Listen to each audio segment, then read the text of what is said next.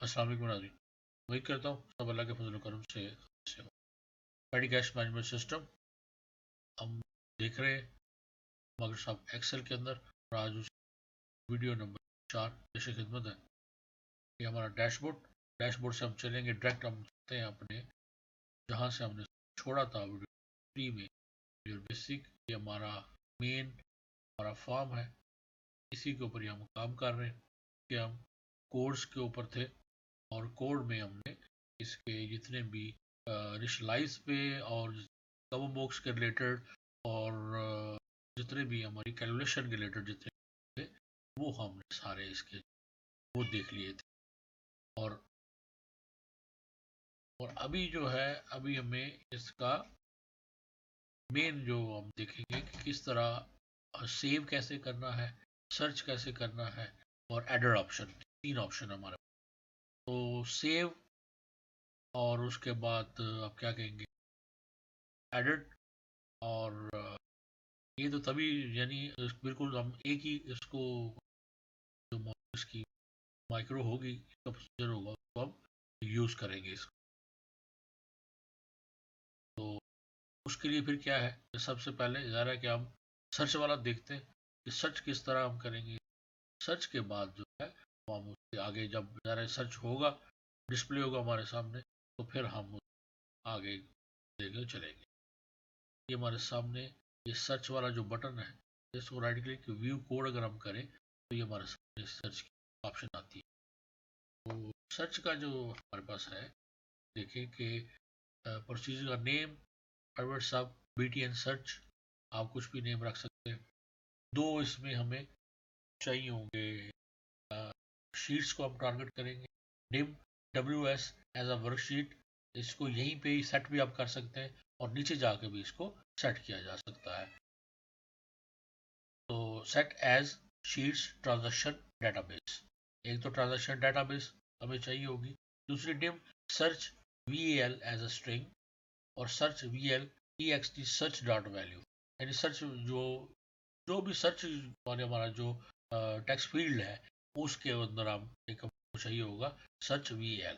और उसके बाद dim found row as a range, और last row as a long, और last row equal WS cells bracket WS dot rows dot count comma 1 dot end XLM dot रो।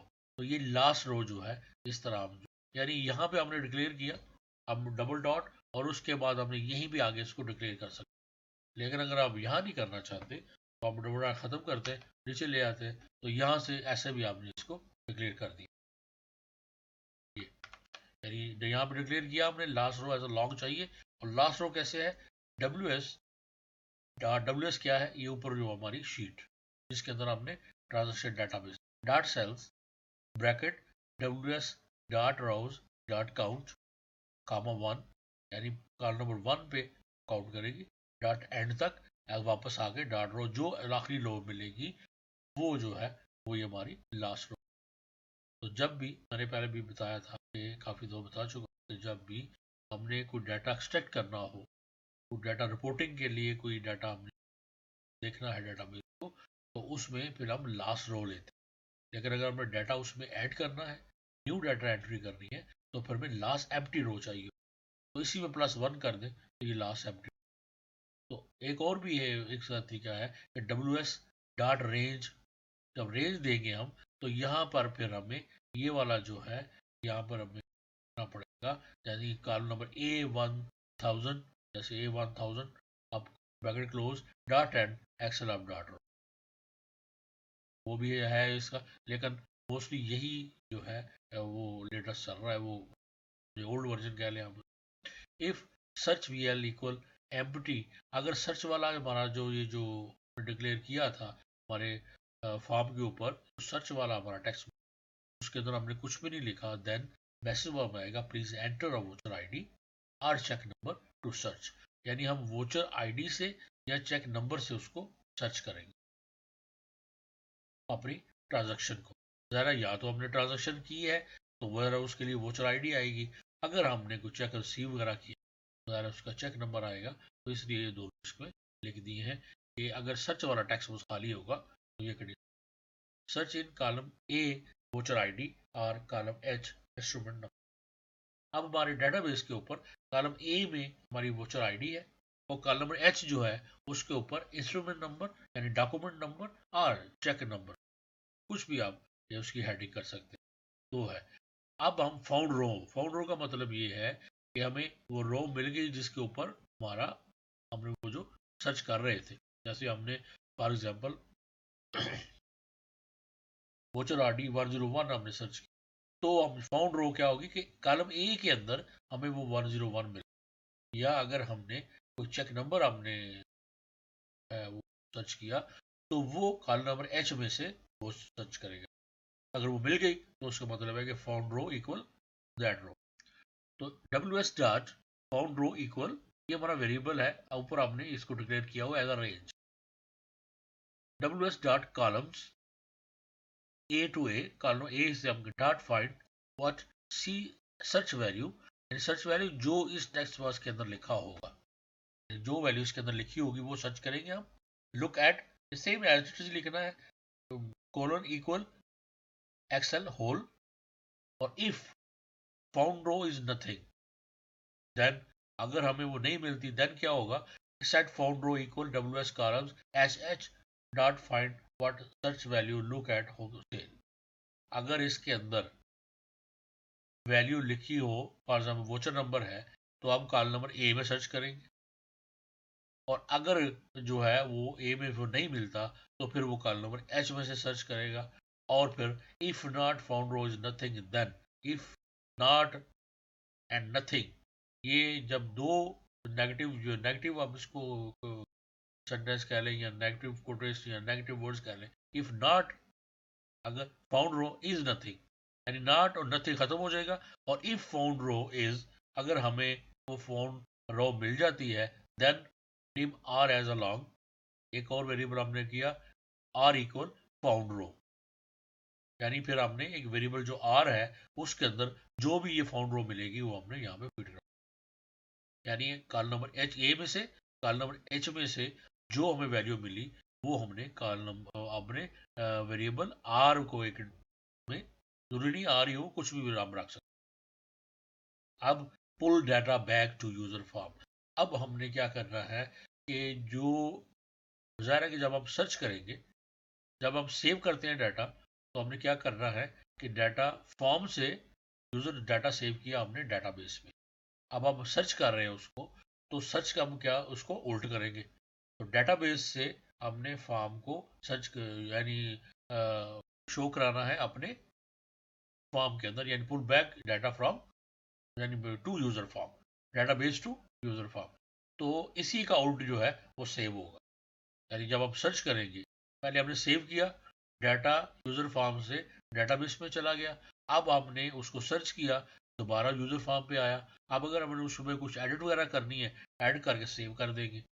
अगर तो वो same ID already ID होगी हमारे database, तो उसको save उसी आईडी में सेव कर देगा, अदरवाइज उसको एज अ न्यू एंट्री जो है वो सेव कर, तो ये यानी एक ही हमारा जो प्रोसीजर है सेव अपडेट वाला, वो दोनों काम जो है कर लेगा अपने यानी आईडी बेस के ऊपर। चलिए, TXT voucher ID, TXT date, CMB category, TXT pay, TXT description, CMB transaction type, CMB mode value, TXT instrument number, TXT instrument date, और TXT नेट वैल्यू। ये क्या है, ये सारी वो फील्ड्स हैं जो हमने अपने मेन फॉर्म के ऊपर है।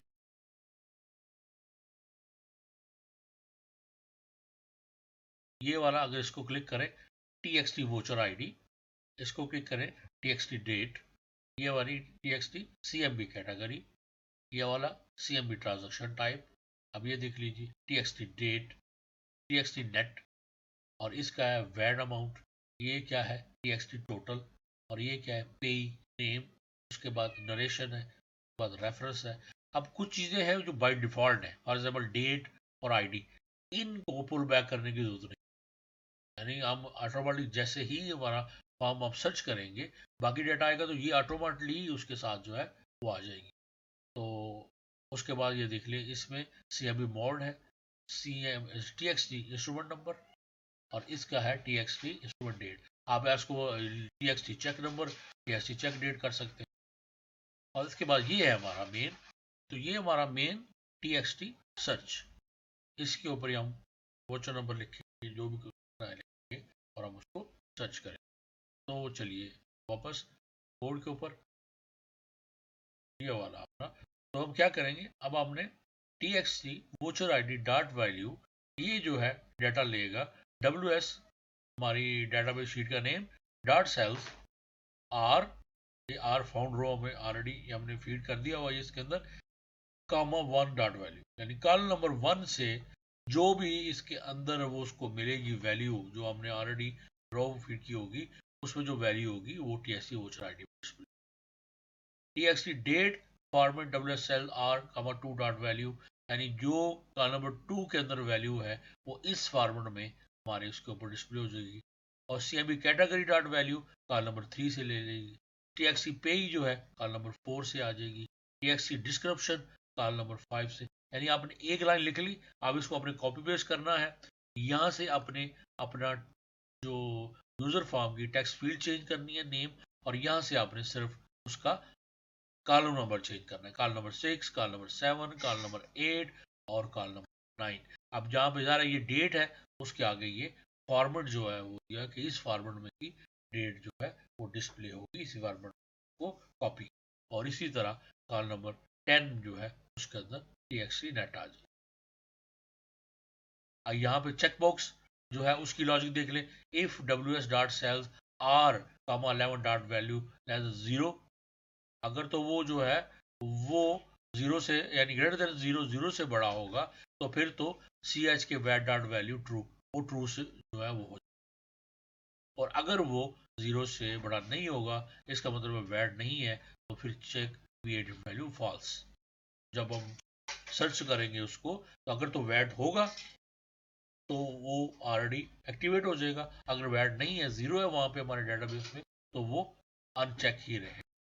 ठीक है, रेफरेंस और डिस्क्रिप्शन आपने लिखा था dot value equal WS cells R 17 dot value, तुम्हारे कॉल नंबर 17 में जो कुछ लिखा होगा वो रेफरेंस नंबर जो,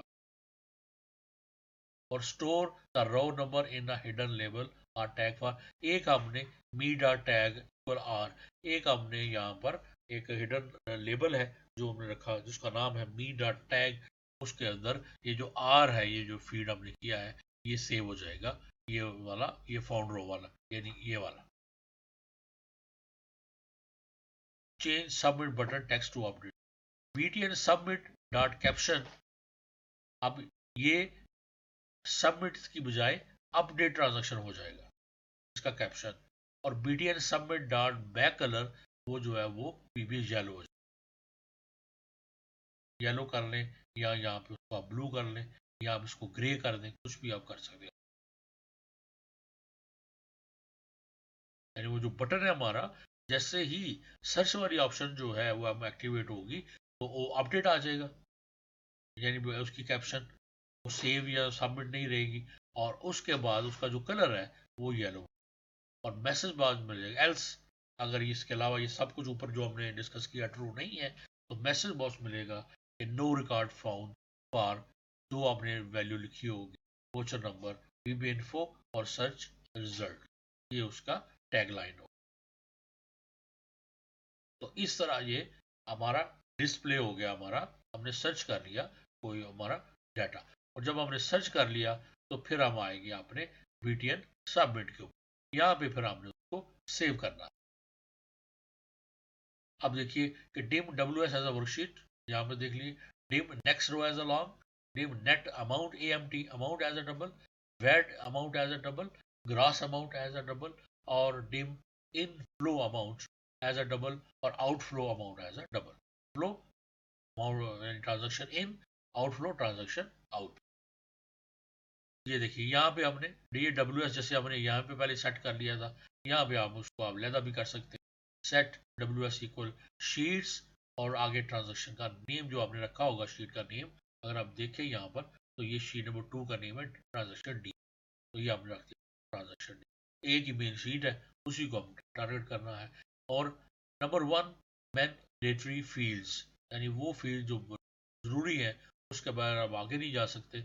if txt net dot value empty, cmb category dot value empty, or cmb transaction type dot value empty, then passive box please complete the category, transaction type and amount with critical required fields। ये एक message लिखने का ये तरीका है। Message के different जो है वो वर्जन है, यानी वीबी इन्फो है, वीबी क्रिटिकल है। उसके लिए अगर आपने देखना है तो आप मेरे चैनल पे VB basic, VB Excel basics to advance level, उस पर आप जो देख सकते हैं। उसमें जितने भी मैसेज बॉक्स का जो कैटेगरीज है सब को डिस्कस किया हो। उसके बाद चलिए जी आगे। उसके बाद हम देखेंगे determining the row new voice edit. अगर आप देखेंगे अब रो जो है, जैसे मैंने पहले जिक्र किया है कि हम एडिट कर रहे हैं, अब हम ऑप्शन यहाँ पे देखेंगे कि हमारी एडिट मोड पे है या हम उसको न्यू एंट्री कर रहे हैं। If btn submit dot caption equal updated transaction, अगर वो जो हमारा btn है सबमिट है वो उसके ऊपर अपडेट ट्रांजेक्शन लिखा आ रहा हो, उसकी कैप्शन ये हो next row equal vlme dot tag, यानी आपने सेव की थी ऊपर ऊपर वाले में me डॉट टैग में एक वैल्यू हमने नेक्स्ट रो जो हमें मिली थी फाउंड रो, वो हमने एक मी डॉट टैग के अंदर सेव कर दी।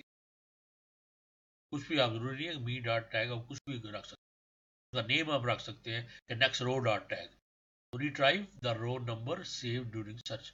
तो क्योंकि हमने सर्च जब किया था तो ये जो नेक्स्ट रो हमें मिली थी फाउंड रो जिसको हमने लिखा था उसको हमने एक लेबल के अंदर सेव कर दिया।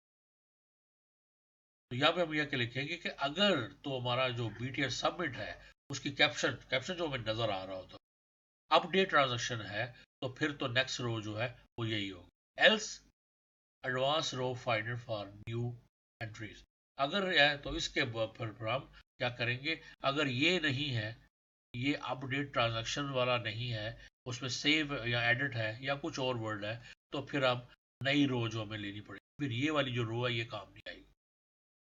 एडवांस रो है if ws dot a2 dot value empty, अगर a2 जो है वो एम्प्टी है तो नेक्स्ट रो इक्वल टू,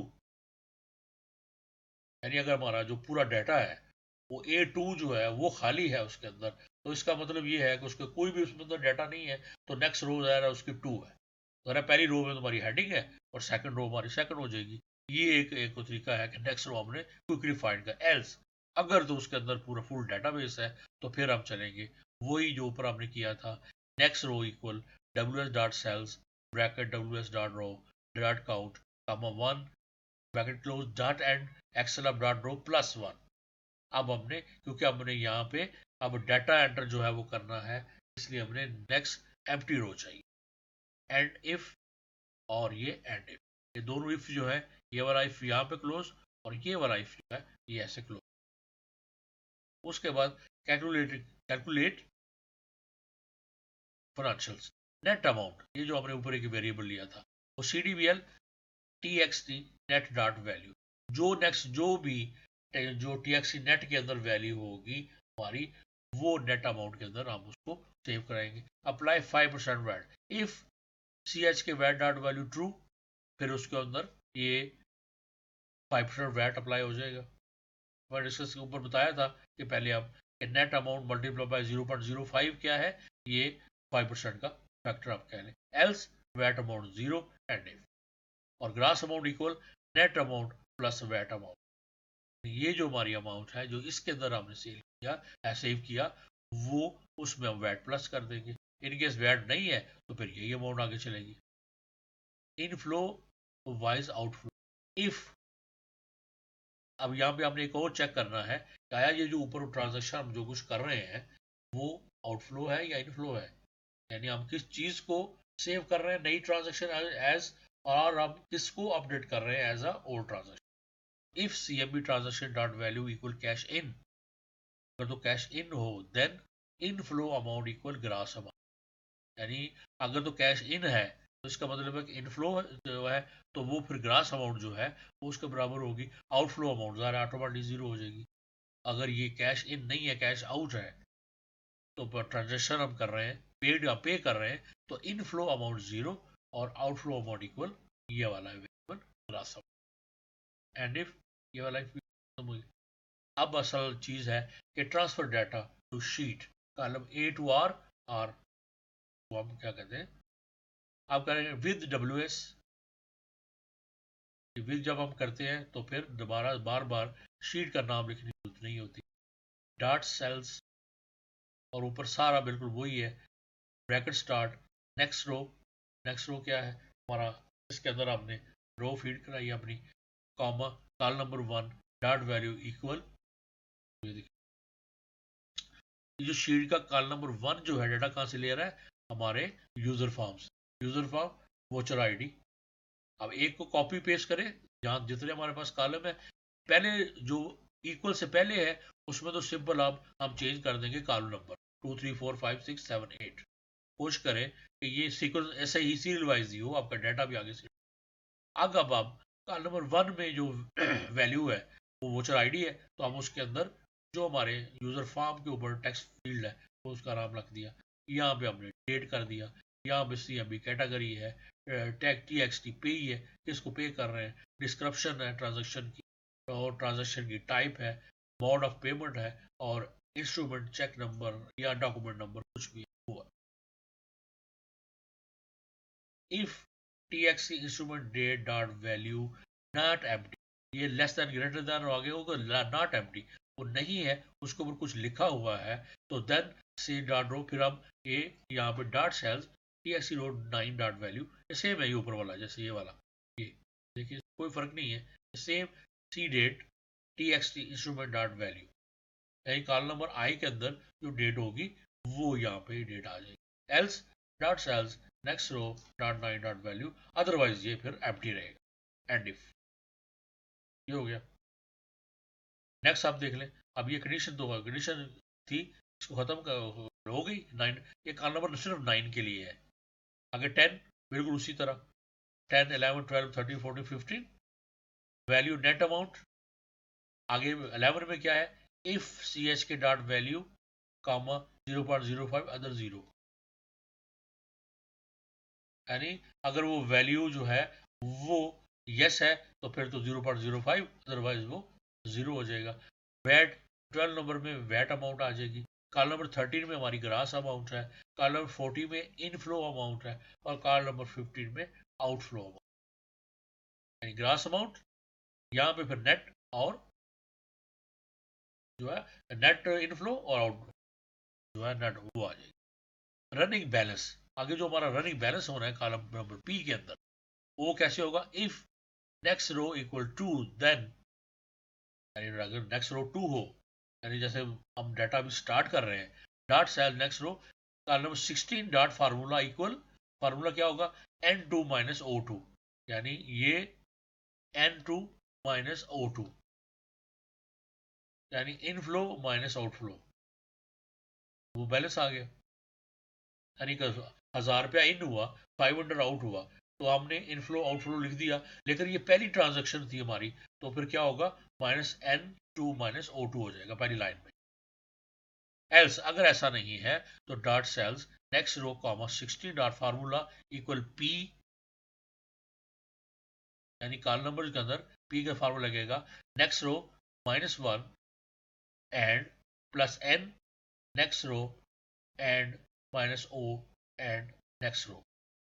यानी ये क्या है, यानी जैसे हम फॉर एग्जाम्पल P के अंदर हम फार्मूला लगा रहे हैं, तो हम क्या करेंगे, पहले लेंगे इक्वल P। फॉर एग्जाम्पल हम P की लाइन नंबर 2 के अंदर है, तो हमने यहाँ से, बल्कि इसको अगर एक्सेल शीट में चलें तो वहाँ से समझने में ज़्यादा आसानी होगी। यहाँ से हम चलते हैं, ये देखिए जी, ये हमारे पास रनिंग फाइनेंस है। अब आप अगर हम इसको जूम करें तो अब ये देखिए हमारे पास ये N और O, ये दो इनफ्लो आउटफ्लो के कॉलम है। हमारे पास ये वाला जो है P जो है ये हमारा रनिंग फाइनेंस। अब अगर तो हम पहली ट्रांजेक्शन कर रहे हैं तो सिंपल हम क्या करेंगे, N माइनस O यहाँ पे लगा देंगे। अब हम नीचे आ गए, दूसरी ट्रांजैक्शन पे। अब दूसरी ट्रांजैक्शन में हम क्या करेंगे, हम कहेंगे कि पहला इक्वल पी, अब जो इन है, अगर तो इनफ्लो है तो जाहिर है कि उसको हम प्लस करेंगे, और अगर अब इनफ्लो है तो इसको यहाँ पे आना है, यानी ओ को क्रॉस करना है, एन पे आना है। और अगर आउटफ्लो है तो जाहिर है कि ये फिर इसके अंदर ये प्लस करना है, यानी इन केस इनफ्लो के अंदर एन के अंदर अमाउंट है, ओ को हम छोड़ेंगे, और अगर हमारे पास इसके अंदर ओ के अंदर है तो फिर हमने जाहिर है कि वो एन को छोड़ना है।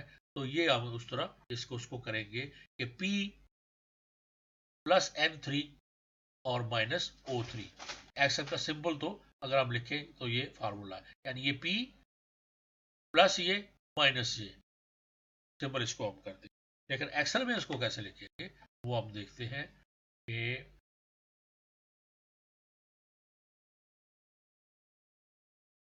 देखिए, पी नेक्स्ट रो -1 और उसके बाद प्लस एन करेंगे, फिर next row and minus O, यानी किया आपने वही है, यानी ये पी है and next row next row -1 इसलिए किया है इन केस अगर डाटा जो है वो वो एन के अंदर होगा, और अदरवाइज हम प्लस एन और माइनस ओ ही करना है। एंड नेक्स्ट रो, यानी नेक्स्ट रो को हम जरूर मैच करेंगे इसके साथ, यानी वो लाइन जो है हमारी मैच होनी चाहिए, अदरवाइज फिर ये जो है वो फर्ज करें एक एन की वैल्यू माइनस हो जाएगी, और रो टू की माइनस हो जाएगी, थ्री की प्लस हो जाएगी, तो एक ही वो वहाँ पे रुका रहेगा, रनिंग फाइनेंस नहीं होगा, वो फिर नेट टोटल आता जाएगा।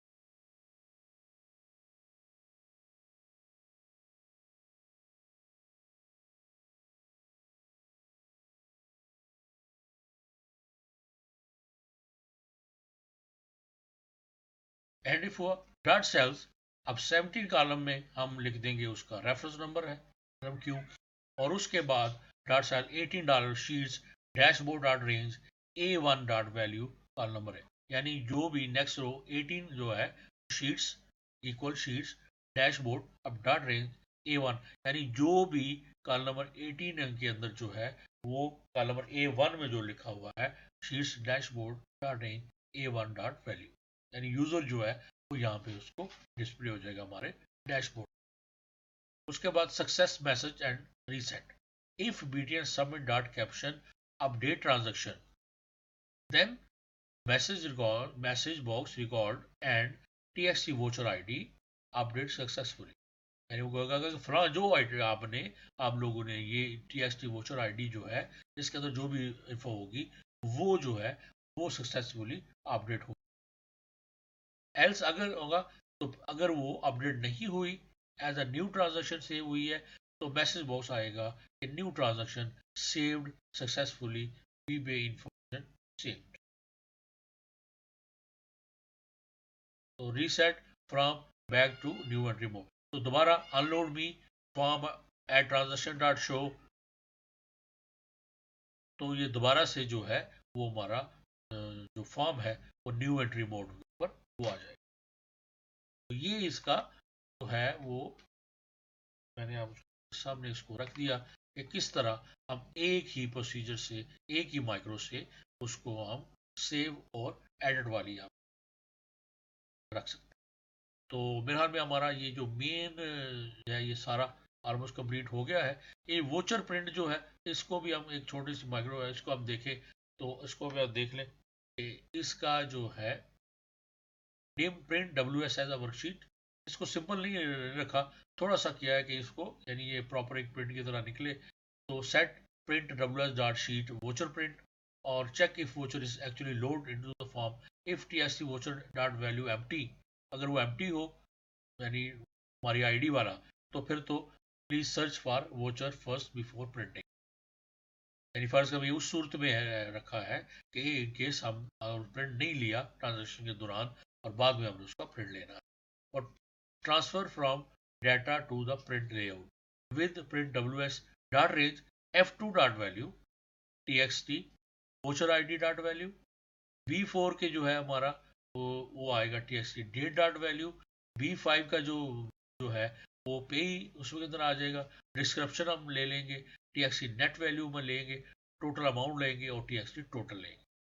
तो ये हमारी जो प्रिंट WS हमारी जो शीट है हमारी, वो जो एक्स्ट्रा शीट जो एंटर की है प्रिंटिंग के लिए, उसको हम जो है उसके ऊपर ये वाला जो कोड है इम्प्लीमेंट होगा। F2 से लेके B10 तक हम उसको यूज करेंगे, एक फॉर्मेट के सूरत में होगा। एज आ उसको हम सेव एज आ जो है वो PDF भी कर सकते हैं और हम उसका प्रिंट भी ले सकते हैं।